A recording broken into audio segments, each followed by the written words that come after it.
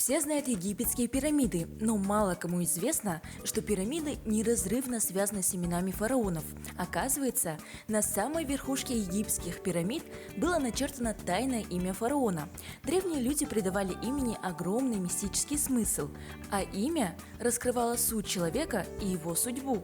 На самом деле от имени очень многое зависит, потому что, как правило, издревле говорили, о том, что как корабль назовешь, так он и поплывет. Это на самом деле правда. Почему? Потому что в имени заложены буквенные вибрации, а каждая буква – это числовая вибрация. И бывает такое, допустим, вы, наверное, тоже не раз с этим сталкивались, когда в помещение заходит человек или представляется, и этот человек, то есть его имя не соответствует его энергии. Наше имя – это наш путеводитель, который объясняет нам смысл нашего воплощения. Это наша цель и ориентир, данный нам родителями. Каждый человек понимает, что он несет определенную задачу, что он не просто так родился, что у него есть определенная миссия и цели. И когда мы выбираем просто красивое имя, мы на самом деле можем просто сломать судьбу этого человека.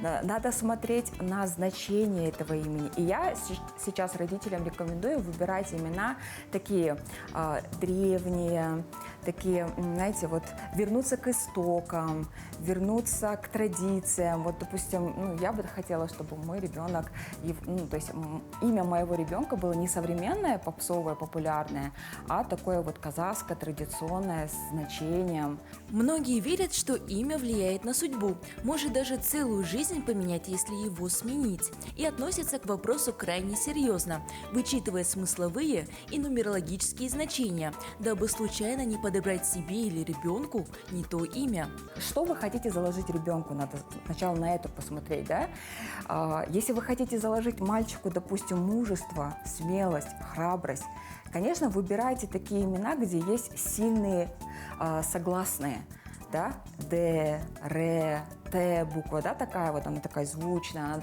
сразу дает человеку это мужество и храбрость. Если вы, наоборот, хотите, чтобы ваш сын, допустим, был в будущем, фигуристом, гимнастом, танцором, чтобы он был хорошим певцом, пианистом, хороший слух у него был развит, романтичный, чтобы был парень, более можно такое мелодичное имя выбрать. И, соответственно, при выборе имени девочек тоже можно на это опираться. Ну а в качестве эксперимента мы решили сделать расчет на моем имени, и услышанное повергло меня в шок. Дильнара. Но я могу сразу сказать, что имя начинается с буквы Д. Д – это пятерка. Вы очень разносторонняя, вы очень активная. И вы не любите скуку, рутину и монотонность. И даже почему вы выбрали профессию журналиста, Наверное, потому что вы себя не представляли в офисе.